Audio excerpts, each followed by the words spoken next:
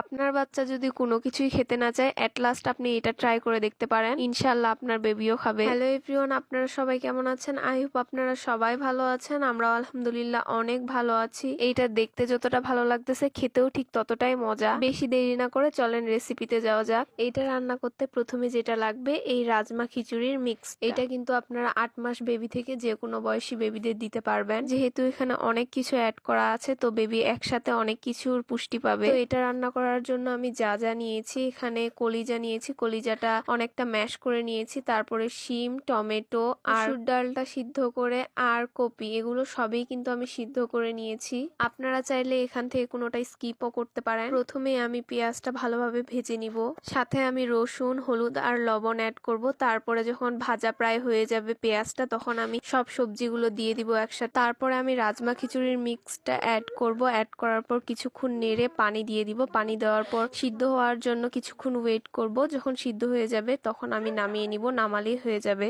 আর এই রাজমা খিচুড়িটা পাবেন আপনারা শিশু রাঙ্গিনা পেজে, সেখানে আপনারা বাচ্চাদের অনলাইনে সব প্রোডাক্ট পাবেন। আমি সেখান থেকে অলওয়েজ প্রোডাক্ট পারচেস করি, অ্যান্ড সেখানকার প্রোডাক্ট 100% অরিজিনাল, তাদের প্রোডাক্ট ল্যাব টেস্টেড। আজকের ভিডিওটা আপনাদের